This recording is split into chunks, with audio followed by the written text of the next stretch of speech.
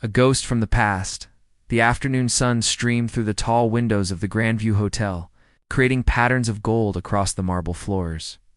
Jackson Rhodes adjusted his cufflinks as he walked through the lobby, his mind focused on the property acquisition meeting scheduled in an hour. The hotel represented his latest success, a testament to years of building his real estate empire from nothing. He barely glanced at the cleaning staff, moving efficiently through the hallways, their uniforms blending into the background of his busy world. That is, until he saw her. Time seemed to stop. His breath caught in his throat as recognition hit him like a physical blow. Natalie Brooks stood 20 feet away, her dark hair pulled back in a simple ponytail, wearing the standard gray and white Maid uniform. But it was her face that froze him in place. The same face that had haunted his dreams for 8 months.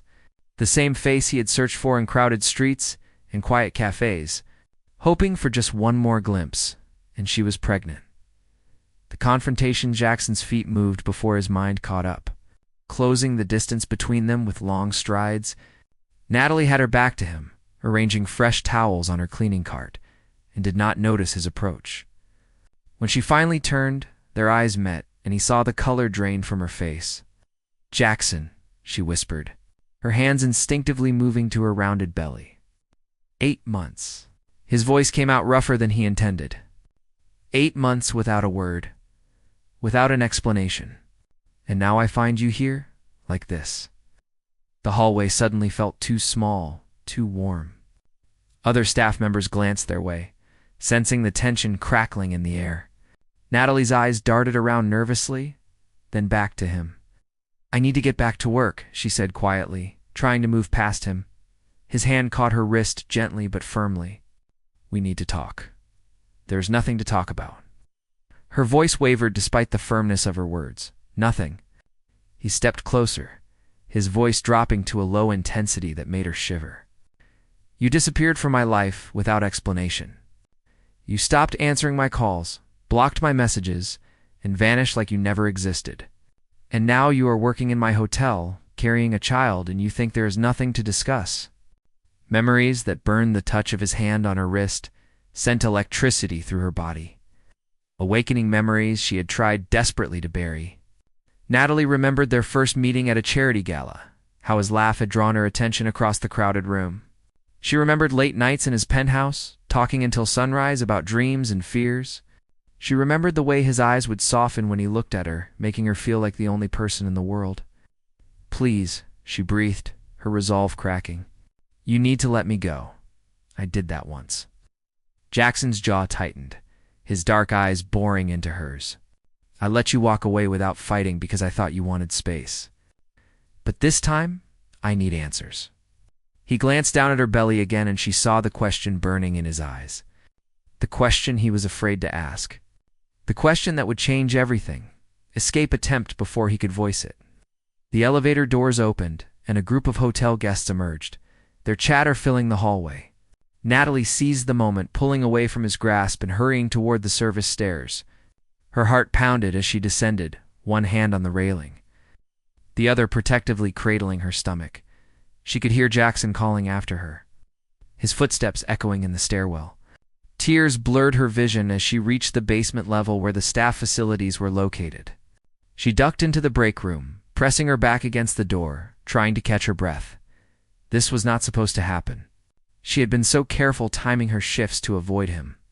The hotel was huge, and Jackson rarely visited the guest floors. But fate, it seemed, had other plans.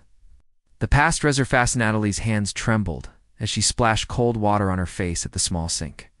In the mirror, she barely recognized herself. Gone was the confident marketing executive who had commanded boardrooms and negotiated million-dollar deals. In her place stood a frightened woman in a maid's uniform, hiding from the man she loved to protect him from a truth that could destroy his life. Her phone buzzed in her pocket. Unknown number. She knew better than to answer, but her fingers moved of their own accord. "Still running? I see." The voice on the other end was smooth, mocking. "Preston Montgomery." Her blood ran cold. "Leave me alone. I plan to. As long as you keep your mouth shut and stay away from Jackson, One word to him about our arrangement and I will make sure you lose everything, including that baby you are carrying." The line went dead. Natalie's knees buckled and she sank onto a nearby bench. The weight of her secrets pressed down on her chest, making it hard to breathe. An impossible choice. The door burst open. And Jackson stood there, his tall frame filling the doorway.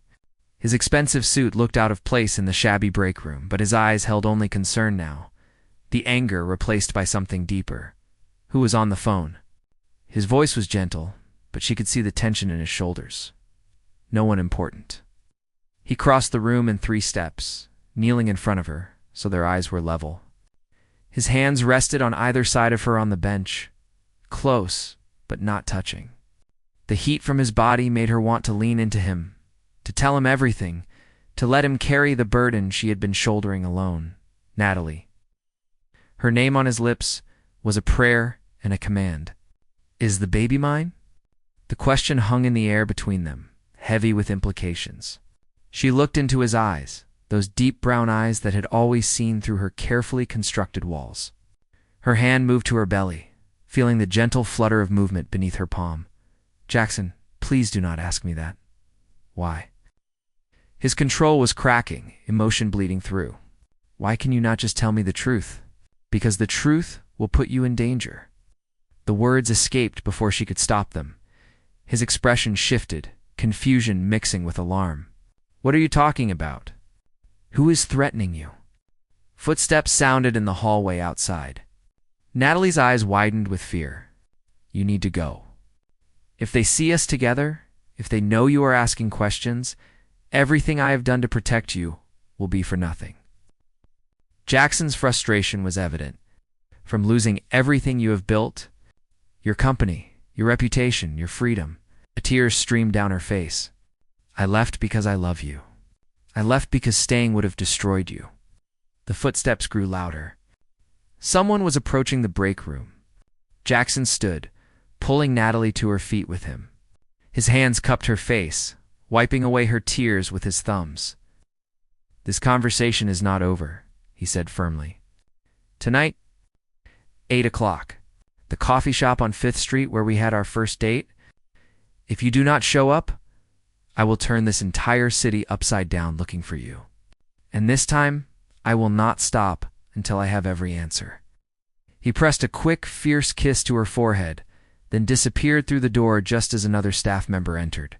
Natalie stood frozen, her hand touching the spot where his lips had been, knowing that tonight would change everything. The anonymous warning Natalie's hands shook as she folded the crisp white envelope that had been slipped under her apartment door. The message inside was brief but chilling. "He is getting too close. Remember what happens if you talk?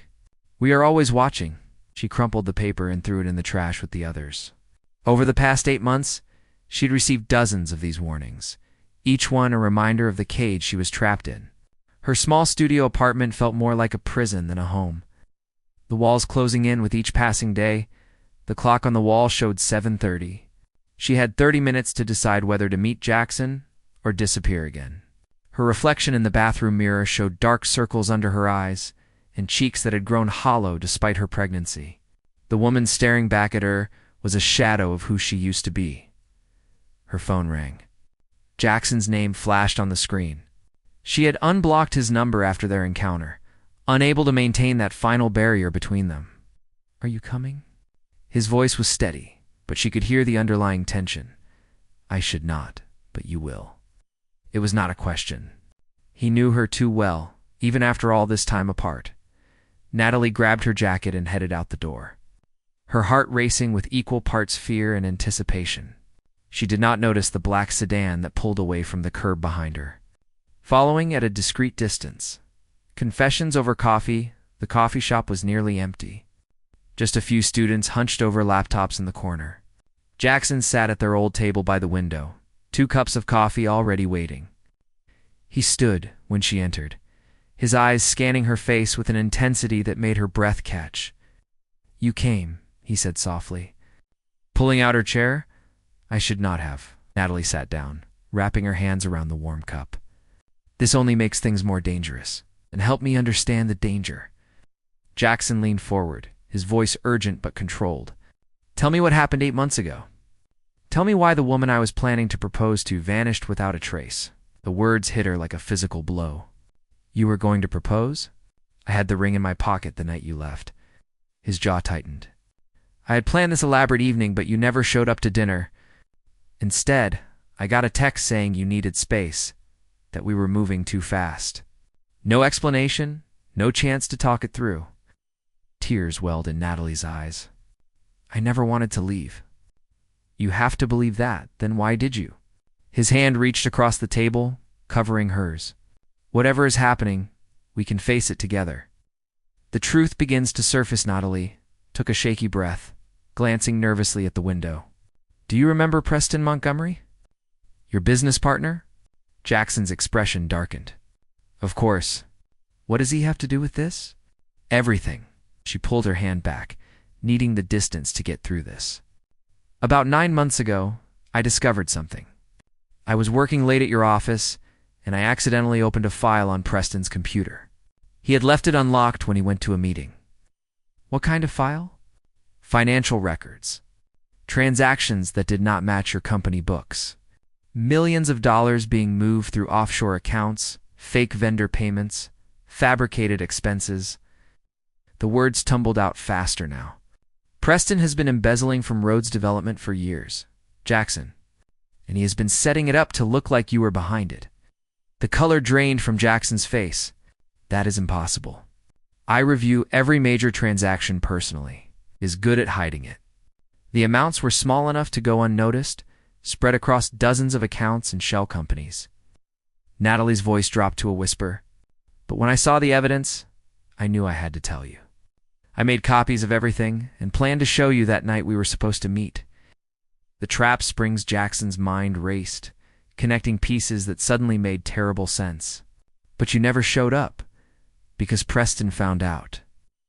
Natalie's eyes filled with tears. He came to my apartment that afternoon with 2 men. They were not friendly. He told me that if I said anything to you, he would make sure you were arrested for fraud and money laundering. He had already planted evidence pointing to you. Bank statements, emails, documents with your forged signature. He threatened you. Jackson's hands clenched into fists. More than that. She touched her belly protectively. He said if I did not disappear from your life completely, he would make sure you lost everything. Your company, your freedom, your future. And then he showed me pictures. Pictures of what? Of my younger brother, Daniel. He is in college in Boston. Her voice broke. Preston had men watching him, following him to class, to his dorm. The message was clear. If I talked, Daniel would pay the price. So would you. The coffee shop suddenly felt too exposed. Jackson stood abruptly, throwing cash on the table. Come with me now. Dangerous revelations. They walked quickly to Jackson's car parked around the corner. Once inside, he locked the doors and turned to face her. Why did you not come to me? Why did you not trust me to protect you? Because I was scared. Natalie wiped her tears. Preston showed me what he was capable of. He had connections with people who could hurt you, hurt Daniel, and the evidence against you was convincing. If he had taken it to the authorities before we could prove your innocence, you would have been arrested. So you sacrificed yourself. Jackson's voice was rough with emotion. You left to protect me. It was the only way I could think to keep you safe. I quit my job, broke my lease, and moved to the cheapest apartment I could find. I took the maid position at your hotel because I needed work, and I thought the uniform would help me blend in. You never paid attention to the staff, so I figured I would be safe, and the baby. The question hung heavy between them. Natalie met his eyes, her hand resting on her rounded stomach. I found out I was pregnant 2 weeks after I left. The baby is yours, Jackson. I have not been with anyone else. But I could not tell you because I knew you would come for me, and that would put you in Preston's crosshairs. Plans within plans. Jackson pulled her close, wrapping his arms around her as carefully as if she might break. You should have trusted me. We could have fought this together. I was terrified of losing you. She sobbed into his chest. Of watching everything you built get destroyed because of me. Listen to me carefully. He tilted her chin up to look at him. Preston is the one who should be terrified, because now that I know what he has done, there is nowhere he can hide. You do not understand. He has powerful friends. Lawyers, politicians, people who can make problems disappear. And I have something more powerful. Jackson's eyes blazed with determination. I have the truth. And I have resources Preston does not know about. Do you still have those copies you made? Natalie nodded. Hidden in a safety deposit box. I was afraid to destroy them in case I needed leverage someday. Goody started the engine. We are going to get them. Then we are going to my lawyer's office, and we are going to build a case that will put Preston away for the rest of his life. Jackson, it is almost 9 o'clock. Nothing will be open. My lawyer works when I need him to work. He pulled into traffic, his jaw set with resolve. Preston made a mistake when he threatened you. He made an even bigger mistake when he threatened our child.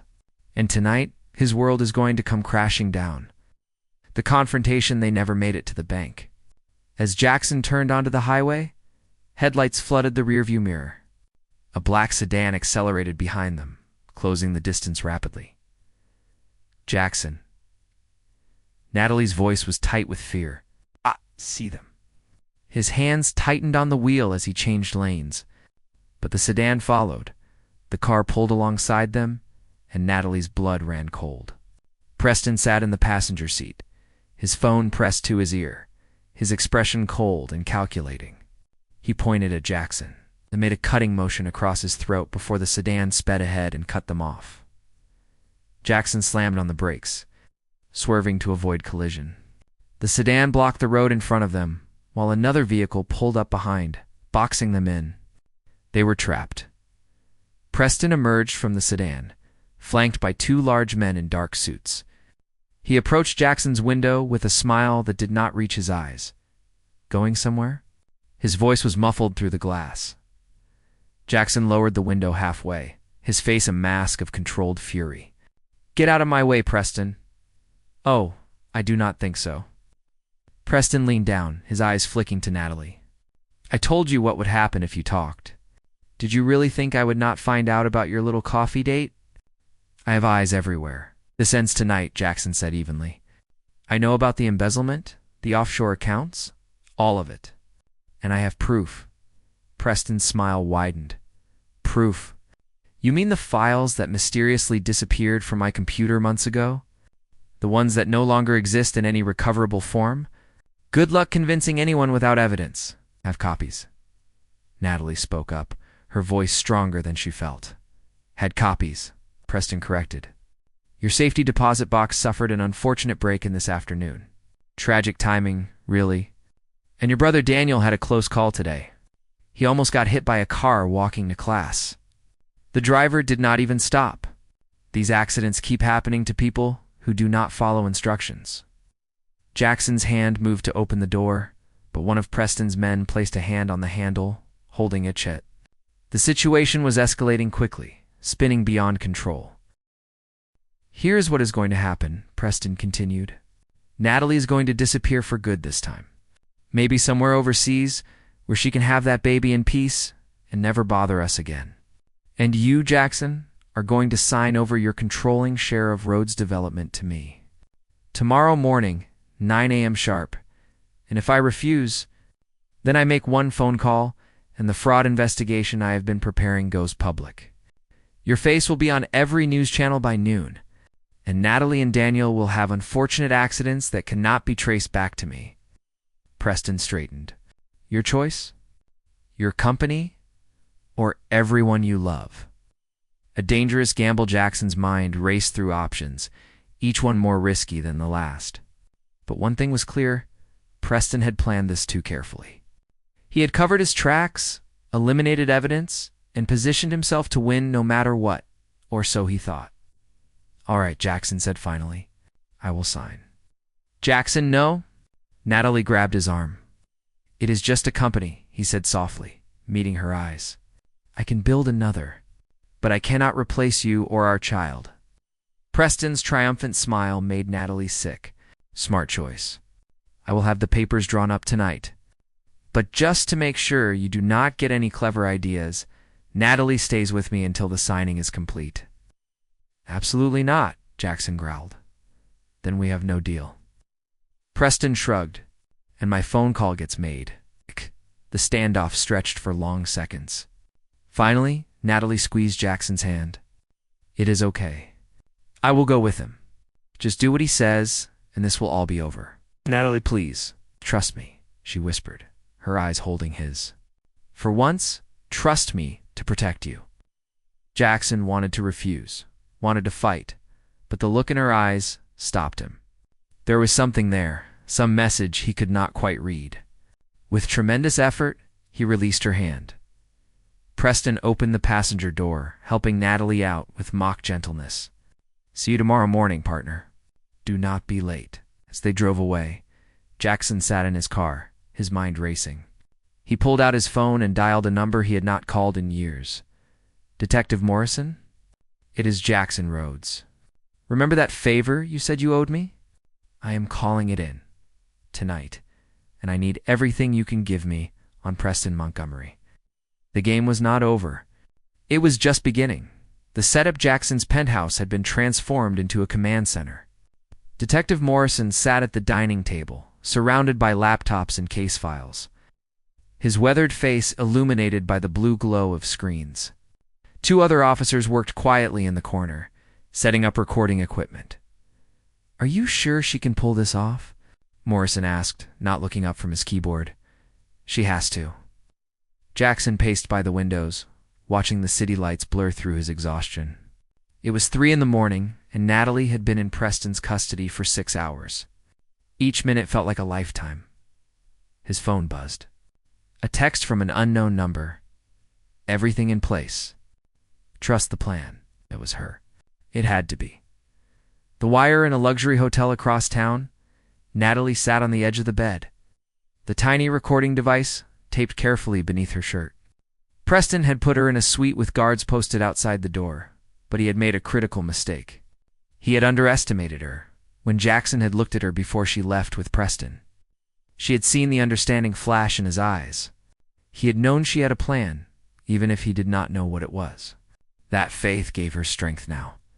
Preston entered the suite without knocking, carrying a bottle of champagne. Celebrating a bit early, but I think we have earned it. Tomorrow, Rhodes Development becomes Montgomery Development, and Jackson Rhodes becomes yesterday's news. You really think he will just accept this? Natalie kept her voice neutral, careful not to show her hand. He does not have a choice. Preston poured himself a glass, his guard finally down. I have been planning this for 3 years. Every transaction, every forged document, every piece of evidence points to him. Even if he tried to fight it, he would spend years in court burning through his fortune on legal fees. By the time he proved his innocence, if he could, there would be nothing left. You were his friend. She let disappointment color her voice. He trusted you, and that trust made him weak. Preston swirled the champagne. He was too busy playing the noble businessman to see what was happening right under his nose. Do you know how easy it was to forge his signature? How simple to create email trails that looked like his authorization. The man practically handed me the keys to his kingdom. The confession Natalie stood, moving to the window. She needed him to keep talking, to confess everything while the device captured every word. What about me? What happens tomorrow after he signs? You get on a plane to somewhere far away? Europe, maybe. Asia. Somewhere you can raise that baby without interference. Preston joined her at the window. I am not a monster, Natalie. I will even set you up with enough money to live comfortably. Consider it severance pay for your silence. And if I refuse, his reflection in the glass turned cold. Then you join Jackson in prison. I have documents showing you were in on the embezzlement scheme. Love makes people do stupid things, and juries eat up that narrative. Bonnie and Clyde, modern style. You have thought of everything. She turned to face him. But you made one mistake. Preston's eyes narrowed. What mistake?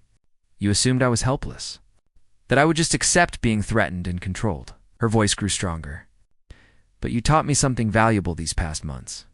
You taught me that sometimes you have to become what you are fighting against to win. What are you talking about? Natalie pulled out her phone, pressing a button. I am talking about the fact that every word you just said was recorded and transmitted too. Detective Morrison of the Financial Crimes Unit. I am talking about the fact that Jackson is not alone in this fight. And I am talking about the fact that your reign ends tonight. The door burst open. Detective Morrison entered with 4 uniformed officers, weapons drawn. Preston Montgomery, you are under arrest for fraud, embezzlement, extortion, and conspiracy. Preston's face went white, then red with rage. You little witch.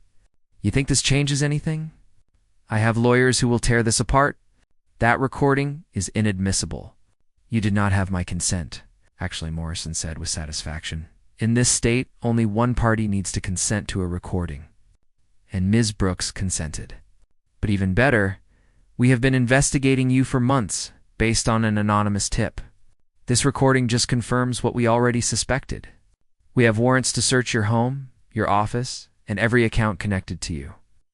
As officers handcuffed Preston, he glared at Natalie with pure hatred. This is not over.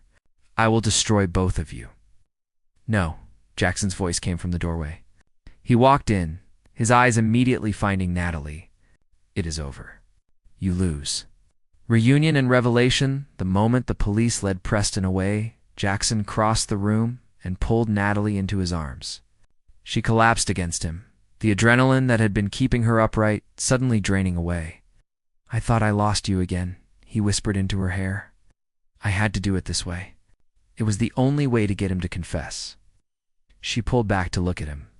When you squeezed my hand in the car, I knew you understood. I knew you would figure out what I needed you to do. Detective Morrison owed me a favor from years ago. I called him the moment they drove away with you. He helped set up the recording equipment and coached you through text messages. Jackson cupped her face. You were so brave. So incredibly brave. I was terrified, she admitted. But I kept thinking about our baby, about the life we could have if we just got through this. That kept me going. Detective Morrison cleared his throat politely. We will need formal statements from both of you tomorrow. But for tonight, you are free to go. We have more than enough to hold Montgomery without bail. Questions and answers back at Jackson's penthouse. As dawn painted the sky in shades of pink and gold, they finally had time to breathe. Natalie curled up on the couch, a blanket wrapped around her shoulders, while Jackson made tea in the kitchen. I need to ask you something, he said, bringing her a steaming mug. When did you first realize you were pregnant? 2 weeks after I left. I was sick every morning and I thought it was just stress. But then I took a test, and I saw those 2 lines. Her hand moved to her belly. I wanted to tell you so badly. Every single day, I picked up the phone and almost called. But I knew Preston was watching. Knew that if you found out, nothing would stop you from coming for me. You were right. He sat beside her, his hand covering hers on her stomach. The moment I saw you yesterday at the hotel, pregnant and working as a maid, something inside me broke. All the anger I had been carrying disappeared. I just needed to know you were okay. I am sorry I put you through that pain. Do not apologize. He leaned forward, resting his forehead against hers. You did what you thought was necessary to protect me. To protect our family. That is not something to apologize for. The proposal, they sat in comfortable silence for a while, watching the sunrise through the floor-to-ceiling windows. The city below was waking up, unaware of the drama that had unfolded through the night. Natalie. Jackson shifted, reaching into his pocket. I told you I had a ring 8 months ago. That I was planning to propose.